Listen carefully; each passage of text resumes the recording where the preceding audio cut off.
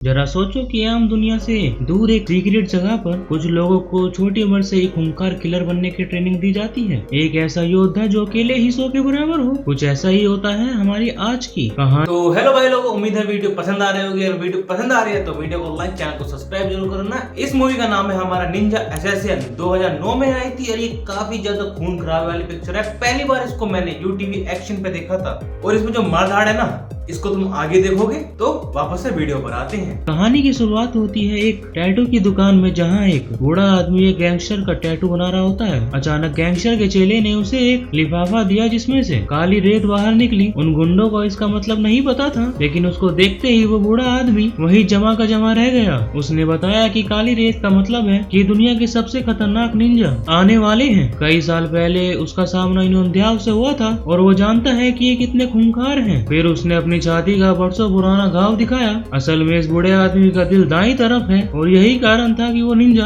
उस वार से बच गया था। अचानक एक आदमी का सर धड़ से अलग हो गया और चारों तरफ डर का माहौल फैल गया। तभी छत से एक तार गिरी और उसने एक आदमी का ऊपर की तरफ खींच लिया। जब वो वापस आया तो उसके शरीर के अंग ही बचे थे। ये निंजा हमेशा अंधेरे में छिपकर वार करते थे और एक ही पल में उन्होंने वहाँ पे सभी लोगों को टपका डाला। जब सब मर गए तो निंजा अंधेरे से बाहर निकले। फिर उसके बाद हमें जापान की ओजोनो पीढ़ी की कहानी बताई गई। ये खूंखार निंजास की पीढ़ी है जिनका सरदार है लॉर्ड ओजोनो। ये लोग दुनिया भर से बच्चे इकट्ठा करते हैं और कड़ी ट्रेनिंग के बाद उनको निंजा बनाया जाता है। उन निंजास के बारे में दुनिया के सभी बड़े लोग जानते हैं, लेकिन आम जनता को इनकी कोई भी भनक नहीं है। काफी खूबियां हैं ये लोग। कोई भी इन्हें 100 किलो सोना देकर किसी का भी कत्ल करवा सकता है। ओजोनो पीढ़ी सदियों से अंधेरे में काम करती आई है क्योंकि इनके घर में ट्यूबलाइट नहीं थी। बताया जाता है कि रशियन प्रेसिडेंट और जापान के प्रेसिडेंट के मौत के पीछे इन्हीं का हाथ था। एक दिन लॉर्ड ओजोनो राइजो नाम के एक बच्चे को वहाँ पर लाए। उसके माँ बाप ने उसको लावारिस छोड़ दिया था, इसलिए ओजोनो उसको अपने साथ लेकर आ गया। ओजोनो को मन ही मन में लगा कि ये बच्चा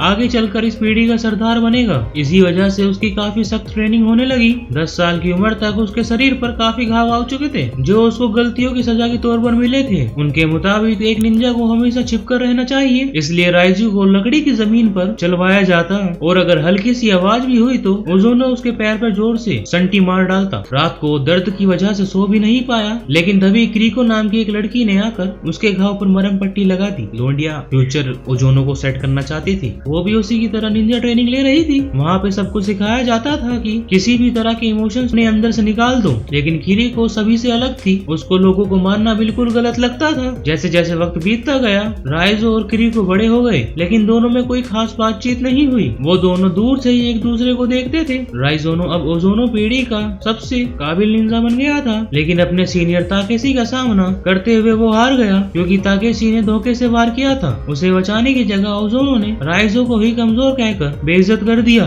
उसने राइजो के पेट में अपनी उंगलियों से जोरदार वार किया और वो बेचारा दर्द से कराने लगा। अगली सुबह ओजोनो ने देखा राइजो फिर से ट्रेनिंग के लिए तैयार था। उसकी लगन देखकर ओजोनो काफी खुश हुआ। जल्द ही राइजो ने अपने सारे विरोधियों को आंख बंद करके भी हरा दिया, लेकिन क्रीको को वहाँ की मारामारी अब भी पसंद नहीं थी। राइजो अक्सर उसको समझाता था। ओजोनो को पता चल गया तो क्रीको का दिल निकाल लेगा। फिर क्रीको ने कहा कि मेरा दिल तो तुम्हारे पास है तो कोई कैसे निकालेगा। एक दिन क्रीको को चाकू से किसी को मारने का टास्क मिला। जब क्रीको से ये नहीं हुआ तो ओजोनो ने उसके चेहरे पे चाकू मारकर उसको एक पिंजरे में बंद कर दिया। रात को राइजो उससे छिपके से मिला और उसको पानी भी पिलाया। कुछ दिन बाद रात को क्रीको दीवार फांदकर भागने लगती है। उसने राइजो को भी अपने साथ बुलाया, लेकिन राइजो ओजोनो के लिए वफादार था। आखिरकार वो पकड़ी गई और उसको मौत की सजा होनी थी। ताकेशी ने सबके सामने उसके दिल पे पूरी की पूरी तलवारी घुसेड़ डाली और उसको मार डाला। उस दिन राइजो के अंदर भी कुछ मर गया, लेकिन फिर भी वो ओजोनो से जुड़ा रहा। इसके कुछ साल बाद बर्लिन में मेका नाम की एक लड़की को निंजास के होने के कुछ सबूत मिले। इन सबूतों को लेकर वो अपने बॉस मैस्लो के पास गई, लेकिन मैस्लो ये मानने को तैयार नहीं था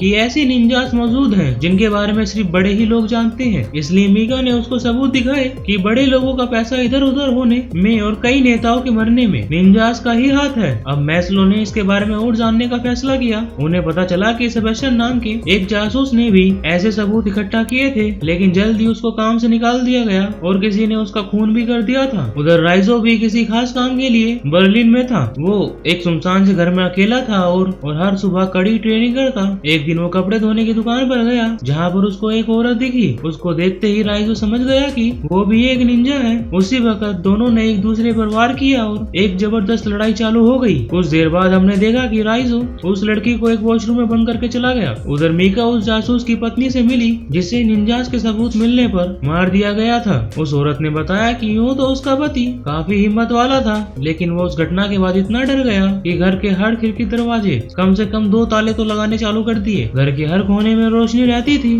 उसने परछाइयों के लिए कोई जगह छोड़ी ही नहीं कि कहीं कोई निंजा न आ जाए और उसका गेम न बजा जाए। लेकिन जब उस रात वो आए तो बत्तियां अपने आप ही बंद हो गई। अगले दिन मीका के ऑफिस में एक ऑफिसर आया क्योंकि वो ऐसी चीजों के बारे में ज्यादा सोच रही थी जो उसके काम की थी ही नहीं। उस रात मीका ध्यान से घर लौटी, लेकिन उसने देखा कि पूरी गली में ही लाइट नहीं थी। वो फिर भी अपने घर में घुसी, पर उसी वक्त एक निंजा ने उस पर हमला कर दिया। हैरानी की बात तो ये थी कि दूसरे निंजा ने उसकी जान बचाई और सारे कातिलों को खत्म कर दिया। ये और कोई नहीं बल्कि राइजो ही था। हमने देखा कि इससे पहले अपने मिशन पर राइजो ने अपने सारा गुस्सा निकाला और बड़ी बेरहमी से उसने उस आदमी का कत्ल कर दिया। इस मिशन के बाद वो बाकी छत पर बाकी निंजास से मिलने के लिए गया। लॉर्ड ओजोनो ने कहा कि उसे राइजो पर गर्व है, लेकिन अचानक उसने ओजोनो पर हमला कर दिया और उसकी आंख और चेहरे को चीर डाला। उसके साथ के निंजास ने लीडर पर हमला करने की वजह से उसको काफी जख्मी करके छत से नीचे फेंक दिया। खुशकिस्मती से राइजो पानी में गिरकर बच निकलता है। उस दिन के बाद से राइजो ने निंजास के खिलाफ काम करना शुरू कर दिया और हर मिशन को उनके चौपट कर डाला। उसने मीका की जान भी इसीलिए ही बचाई थी। इसके बाद दोनों एक होटल में पहुंचे, अपने कपड़े बदले क्योंकि निंजा खाक सूंघने की शक्ति इंसानों तक पहुंच जाते हैं। फिर मीका ने मैस्लो को बताया कि वो तो राइजो के साथ है, लेकिन मैस्लो को तो राइजो को पकड़ने के ऑर्डर मिले थे। वो जानता था कि राइजो उनका दुश्मन नहीं है, लेकिन उसको ऑर्डर तो मानने ही होंगे। इसलिए जब मैस्लो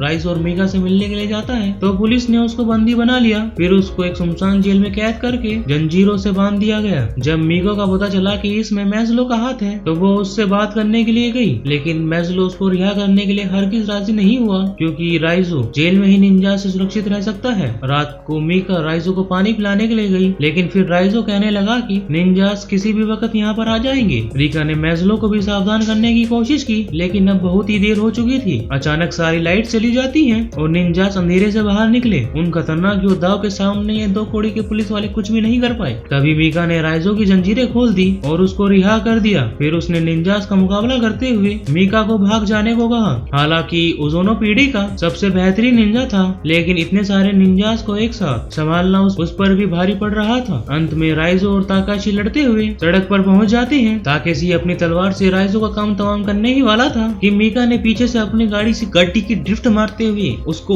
दूर फेंक दिया। फिर वो राइजो को होटल में लेकर आ गई। हालांकि राइजो काफी जख्मी था, लेकिन वो डॉक्टर के पास जाने को राजी नहीं हुआ। मीका कमरे में बेहोश पड़े राइजो के पास बैठ जाती है। मीका ने राइजो को अपनी जान बचाने के लिए शुक्रिया अदा किया। फिर उसने एक ट्रैकिंग डिवाइस निकाला जिससे मैस्लो को उसकी लोकेशन के बारे में पता चल गया, लेकिन पुलिस को के आने से पहले ही निंजास आ गए और राइजो को उठाकर ले गए। मीका ने बताया कि 10 मिनट पहले वो लोग राइजो को वहाँ से ले गए। उधर राइजो को लॉर्ड ओजोनो के सामने पेश किया गया। उसने राइजो को माफी मांगने का आखिरी चांस दिया, लेकिन राइजो ने कहा अपन झुकेगा नहीं साला। इससे ओजोनो का गुस्सा 7वें आसमान पर पहुंच गया, क्योंकि कुछ साल पहले तक तो उसने सोचा था कि यही लोंडा आगे आने वाले मेरे क्लैन को संभालेगा। उसने राइजो को क्रिकी की जगह पर खड़ा कर दिया और फिर अपनी उंगलियों से 3 बार खतरनाक वार किए। आमतौर पे ओजोनो के एक ही वार से लोग मर जाते थे, लेकिन राइजो ने तो सिर्फ खून की ही उल्टी की और उसी के साथ साथ ट्रैकिंग डिवाइस भी बाहर ही आ गया। उसी वक्त मीका ने पूरी पुलिस फौज के साथ हमला करके खलबली मचा दी। कई निंजास धमाकों में मारे गए। इस खूनी जंग में दोनों तरफ से कई लोग शहीद हुए। वहीं राइजो को ताकेशी और उसके आदमी ने घेर लिया। राइजो ने आओ देखा ना ताओ एक एक करके सबको धूल चटा दी। फिर ताकेशी और राइजो आमने सामने आए और अपना पूरा जोर लगा दिया।